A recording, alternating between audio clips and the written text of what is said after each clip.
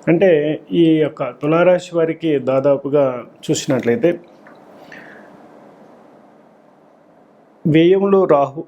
వ్యయంలో కేతువు, షష్టమంలో రాహువు, పంచమంలో శని, అష్టమంలో గురువు. ఈ యొక్క ఈ రాశిలో గ్రహ సంచారం ఏది కూడా అనుకూలంగా లేదు. ఒక రాహువు తప్పితే, షష్టమ రాహువు తప్పితే మిగతా శని అలాగే గురువు కేతువుల యొక్క ప్రభావాలు బాగోలేదు. కాబట్టి చాలా వరకు కూడా సమస్యాత్మకంగానే ఉందని చెప్పుకోవచ్చు తులారాశి వారికి. అయితే అయినా కూడా భగవంతుని యొక్క అనుగ్రహంతో అంతా మంచిగా ఉండాలని కోరుకుంటూ, ముఖ్యంగా తులారాశిలో ఉన్న వారికి, కొంతమందికి కొన్ని విభాగాల్లో ఉన్న వారికి ఎలా ఉండబోతుంది అనేది మనం విద్యార్థుల దగ్గర నుండి మార్కెటింగ్ రంగం వరకు స్త్రీ పురుషులలో ఎలా ఉందనే చూద్దాము. అది ప్రశ్న శాస్త్ర ప్రకారం గవ్వల ప్రశ్నలో మనం చెప్దాం అన్నమాట. ముందుగా తులారాశిలో పుట్టిన వారు విద్యార్థులై ఉన్నట్లయితే వారికి ఎలా ఉందో తెలుస్తుంది. విద్యార్థులు అధిక శ్రమ అనేది పడాల్సి ఉంటుంది, అలాగే శ్రద్ధ పెట్టాల్సి ఉంటుంది. విద్యలో శ్రద్ధ పెట్టాలి, టయాన్ని వేస్ట్ వృధా చేయకూడదు. దానివల్ల మంచి ఫలితాలు పొందే అవకాశం ఉంటుంది. అదేవిధంగా ఉపాధ్యాయులకు ఎలా ఉందో తెలుసుకోవాలి. ఉపాధ్యాయుల పరంగా చాలా అద్భుతంగా ఉంది. వీరికి విశేషమైనటువంటి పదవి డెవలప్మెంట్స్, ప్రమోషన్స్, ట్రాన్స్ఫర్స్ అన్నీ కూడా, కుటుంబ సౌఖ్యం అన్నీ కూడా చాలా అనుకూలంగా ఉందని చెప్పుకోవచ్చు. అలాగే తులారాశిలో పుట్టిన వారు శాస్త్రవేత్తలుగా ఉన్నట్టయితే వారికి ఎలా ఉండబోతుంది ఈ సంవత్సరం? దాదాపుగా గడ్డు కాలమని చెప్పాలి. మీరు అనుకున్న చేపట్టిన ప్రాజెక్ట్స్ ఏవి కూడా ముందుకి కదలకపోవచ్చు. కాబట్టి మరింత శ్రమ పెట్టాల్సిన అవసరం ఉందన్నమాట. పండితులకు ఎలా ఉందో తెలుసు. వీరు చేపట్టిన కార్యక్రమాలు కొంత లేటుగా ప్రాజెక్ట్స్ జరుగుతాయి. అలాగే జ్యోతిష్యులకు కానివ్వండి, స్వామీజీలు కానివ్వండి, ఇలా అనేక మందికి తులారాశిలో ఉన్నవారు పండితులుగా ఉన్నప్పుడు వారు చేపట్టిన కార్యక్రమాలన్నీ కూడా కొద్దిగా పెండింగ్ అయ్యే అవకాశం, ప్రోత్సాహం తగ్గే అవకాశం, జనాదరణ తగ్గే అవకాశం ఉండే అవకాశం ఉంటుంది. కాబట్టి జాగ్రత్తగా మీరు జాగరూకులై ఉండాల్సిన అవసరం ఉంది. అదేవిధంగా రాజకీయ నాయకులకు ఎలా ఉందో తెలుస్తుంది. రాజకీయ నాయకుల పరంగా మనం గమనించినట్లయితే దాదాపుగా వీరికి పదవి భ్రష్టత్వం, అంటే కొద్దిగా పనిష్మెంట్స్తో కూడినటువంటి వివాదాస్పదమైనటువంటివి, అలాగే ప్రజా ఆదరణ అనేది తక్కువగా ఉండటం, అలాగే కొన్ని కీర్తి ప్రతిష్టలు భంగము, వివాదాల్లో చిక్కుకోవటం ఇలాంటివి ఉంటాయి. కానీ విజయం అయితే సాధిస్తారు, చక్కటి ఫలితాలు అయితే పొందే అవకాశం ఉందన్నమాట. ఫైనాన్షియల్గా డెవలప్మెంట్స్ అన్నీ బాగానే ఉంటాయి. అదేవిధంగా వ్యవసాయ రంగంలో ఉన్న వారికి ఎలా ఉంది? తులారాశిలో వ్యవసాయ రంగంలో ఉన్న వారికి చాలా చాలా బాగుందని చెప్పుకోవచ్చు. విశేషంగా మంచి సక్సెస్ని వారు చూస్తారని చెప్పుకోవచ్చు. అలాగే చేతి వృత్తుల్లో ఉన్న వారికి ఎలా ఉంది?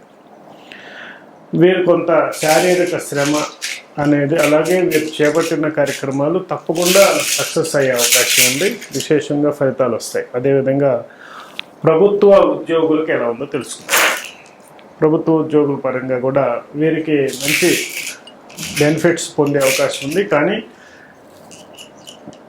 వీరికి కీర్తి ప్రతిష్టలయందు, అలాగే జాబులో కొన్ని హడ్డిల్స్ రావడానికి అవకాశం ఉంది. శత్రువుల వల్ల, గుప్త శత్రువులతోనూ, అలాగే కుటుంబ వ్యవహారాల్లోనూ కొన్ని చికాకులు అయితే తప్పు అనమాట. అలాగే ప్రైవేటు ఉద్యోగస్తులు గెలవు. ప్రైవేటు ఉద్యోగస్తులు కూడా చాలా బాగుందని చెప్పుకోవచ్చు. మీ యొక్క పెర్ఫార్మెన్స్ని బట్టి మీ యొక్క అభ్యున్నతి అనేది మీ మీద ఆధారపడి ఉంది. మీ చేతిలోనే ఉంది. అదంతా చక్కగా మంచి ఫలితాలు పొందుతారని చెప్పుకోవచ్చు.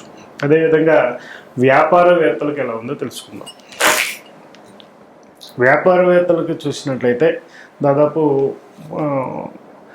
కొంచెం ఒడిదుడుకులతో ఉంటుంది. అంటే తులా అంటేనే దాదాపు ప్లస్ మైనస్లు కలయిక అనమాట. దాదాపు బ్యాలెన్సింగ్గా ఉంటుంది.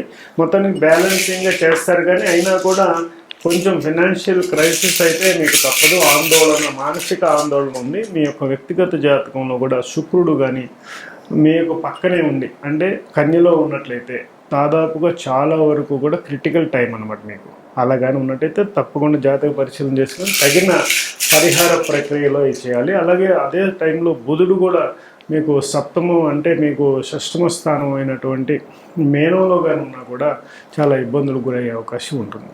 ఫైనాన్షియల్గా. కాబట్టి వ్యాపార పరంగా మీరు కొంచెం జాగ్రత్తలు పాటించాల్సిన అవసరం ఉందన్నమాట. అలాగే రియల్ ఎస్టేట్ వారికి ఎలా ఉంది? తులారాశిలో ఉన్న వారికి, రియల్ ఎస్టేట్ వారికి మీ యొక్క ప్రాజెక్ట్స్ ఉన్నా కూడా వాటికి పెద్దగా గుర్తింపు రాకపోవటం వల్ల మీరు కొంత నిద్రాణ స్థితిలోనే ఉండే అవకాశం ఉంది. అంటే కొత్త ప్రాజెక్ట్స్ అయితే జోలికి వెళ్ళకుండా ఉండటం మంచిది. అలాగే మీ యొక్క వ్యక్తిగత జాతకాన్ని కూడా పరిశీలన చేసుకోవటం మంచిదన్నమాట. అదేవిధంగా కాంట్రాక్టర్స్కి ఎలా ఉందనేది మనం చూసినట్లయితే చాలా బాగుందని చెప్పుకోవచ్చు. కొత్త కాంట్రాక్ట్స్, కొత్త బిల్స్, మీకు సంబంధించి రావాల్సిన బిల్స్ అన్నీ కూడా రిలీజ్ అయ్యి మనీకి సంబంధించిన క్రైసిస్ అన్నీ తగ్గే అవకాశం ఉంటుంది. అలాగే సినిమా రంగంలో ఉన్న వారికి ఎలా ఉంది?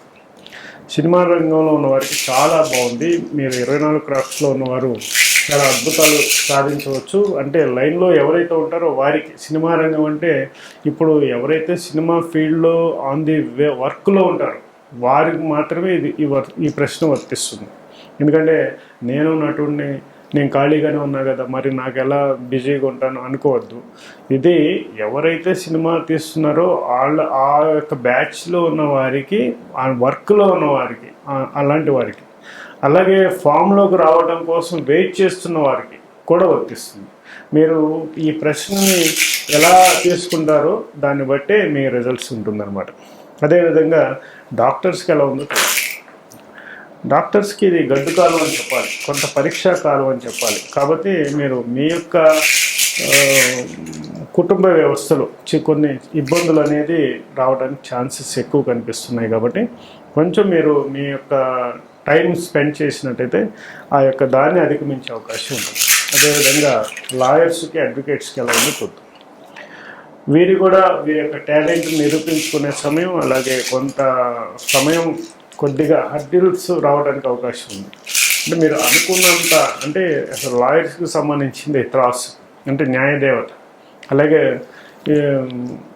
మంచి చెడుల కలయిక తులారాశిలో ఎక్కువ శాతం లాయర్స్ మీద ఇన్ఫ్లుయెన్స్ కొద్దిగా అనుకూలంగా లేదు ప్రశ్న. కాబట్టి మీరు కొంచెం మీ యొక్క వ్యక్తిగత జాతకాన్ని పరిశీలించుకొని మంచి ఫలితాలు పొందాలని నేను కోరుకుంటున్నాను. అదేవిధంగా రక్షణ వ్యవస్థలో ఉన్న వారికి ఎలా ఉంది చూడండి. అది పోలీస్ కానివ్వండి, నేవీ, మిలిటరీ అండ్ రక్షణ వ్యవస్థలో ఉన్నవారికి, ఈ 4 దళాల్లో ఉన్నవారు మొత్తానికి వీరికి కూడా కొంచెం జాగ్రత్తలు పాటించాల్సిన అవసరం కనిపిస్తూ ఉంది. చాలా జాగ్రత్తగా ఉండాలని చెప్పుకోవచ్చు ఈ సంవత్సరం.